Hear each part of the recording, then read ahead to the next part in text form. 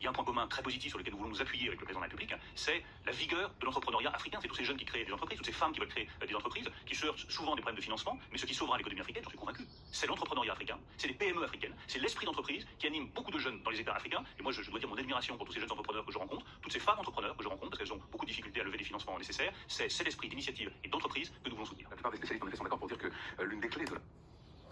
Bruno Le Maire, ministre français des Finances, de l'économie et de la relance, nous explique que pour que l'Afrique se développe, elle a besoin d'entrepreneurs. Lui et moi, on est d'accord à ce niveau-là. Par contre, ce qui va suivre, lui et moi, on diverge. Il dit qu'il est très admiratif des petits entrepreneurs qu'il y a en Afrique. Il est très admiratif du fait que ces petits entrepreneurs-là se battent malgré l'absence de moyens, ce qui est vrai, se battent pour chercher des financements pour pouvoir lancer des business. Mais de vous à moi, quand un petit entrepreneur, entre guillemets, veut se lancer ou qui cherche des financements, on parle de combien? On parle de 1 000 euros, 2 000 euros, 5 000 euros, 10 000 euros grand max pour lancer un projet. Et ce que M. le maire dit, c'est qu'on a besoin de plus d'entrepreneurs comme cela pour développer l'Afrique. Et c'est là où je pense qu'il y a, d'après moi, une méprise dans l'analyse. C'est là où je pense que monsieur le maire est complètement à côté de la réalité parce qu'aucun pays, aucun continent ne se développe grâce aux petites entreprises. Et je pense qu'il est important que vous qui suivez cette chaîne le compreniez bien. Moi, je promeux l'entrepreneuriat, petit entrepreneuriat pour aider sa famille, mais ceux qui veulent vraiment faire du business, je promets le gros entrepreneuriat, je promeux la grosse structure, je promets la structure qui va être multimilliardaire en chiffre d'affaires, en euros je parle, hein. C'est vraiment vers là qu'il faut que les Africains partent, parce que c'est avec ça qu'on va développer notre continent. Je sais qu'il y a plusieurs qui disent que l'Allemagne est là où elle est grâce à ses PME. Et beaucoup de gens aiment bien mettre en avant le succès des PME, les PME qui font X, Y, Z. Mais permettez-moi de vous préciser que les PME n'ont aucune efficacité si elles ne soutiennent pas des grosses industries. Dans tous les pays au monde, vous allez voir des PME efficaces, c'est parce qu'elles travaillent au service de grosses industries. Je vais vous donner un cas de figure très simple. Prenons l'Allemagne, pays dans lequel on fabrique de très belles voitures dont je tairai les marques, vous les connaissez toutes. Et vous pensez qu'un constructeur automobile qui veut faire une voiture fabrique tout par lui-même? C'est absolument faux. Je veux dire, de par mon cursus d'ingénieur industriel, j'ai fait le tour de plein d'usines et j'ai notamment été chez beaucoup de constructeurs allemands.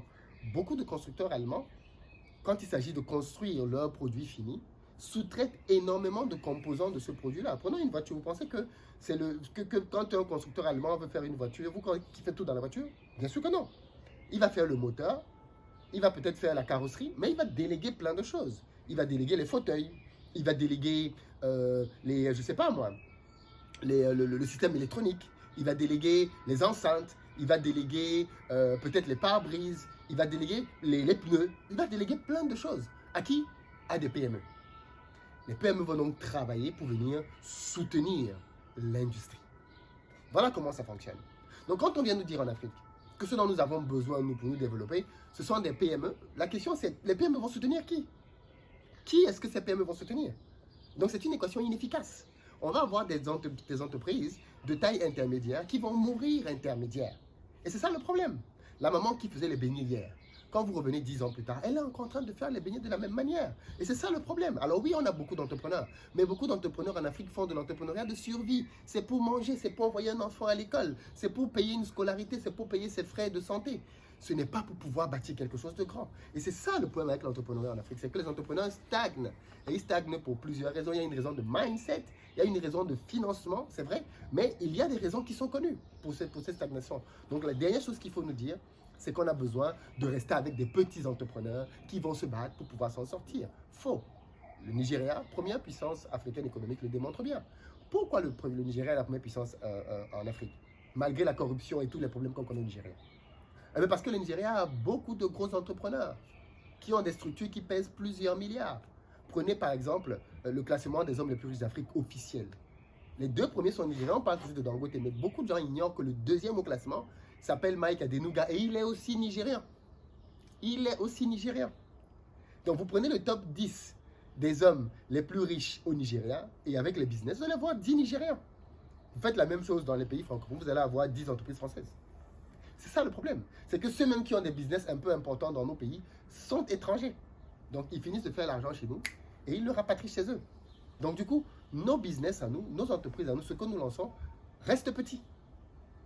Et on a cette logique dans plein de pays en Afrique, au Cameroun, en Côte d'Ivoire, au Sénégal, au Mali, au Bénin, au Burkina, bref, à peu près partout. Donc, il est important que nous comprenions les enjeux et que nous ne soyons pas naïfs du point de vue de ce qui se passe. C'est super, super important. La France, par exemple, aujourd'hui, est un grand pays industriel. Industriel. Avec la fabrication des avions comme Boeing, avec la fabrication des centrales nucléaires. C'est une expertise qui coûte très cher. Quand on fait une centrale nucléaire quelque part, c'est des milliards d'euros pour construire une centrale nucléaire. Et ça, c'est de l'expertise. Mais chez nous, qu'est-ce qu'on s'est construit qui vaut cher? Rien.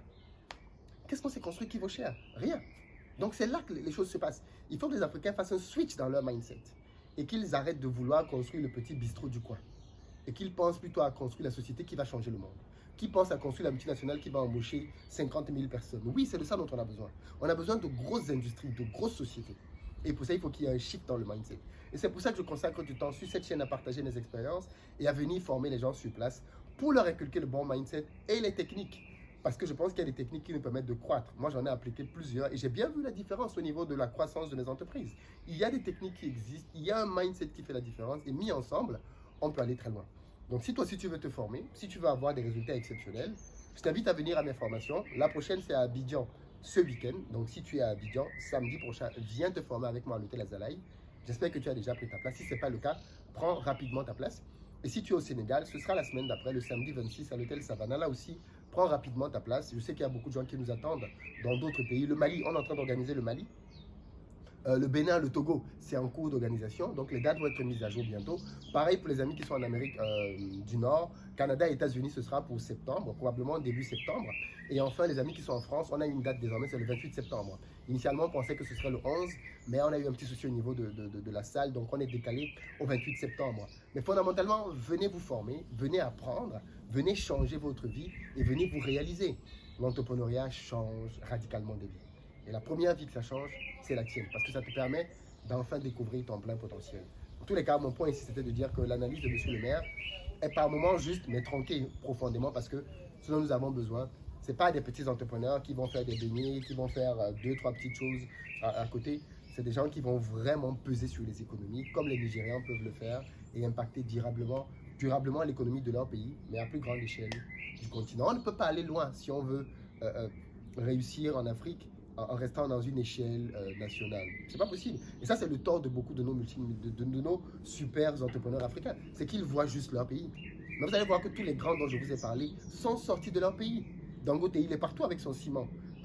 UBA de Lumelou, sa banque, elle est partout. C'est comme ça qu'on raisonne. On raisonne macro. Il n'est plus dans les histoires de francophones, anglophones. Ils sont partout, là où il y a de la croissance. Et c'est ce qu'il faut faire.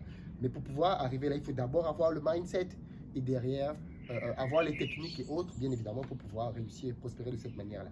Partagez la vidéo. Je pense qu'elle peut susciter des vocations. Elle peut montrer à d'autres le chemin. Et c'est ensemble qu'on va y arriver. Ciao.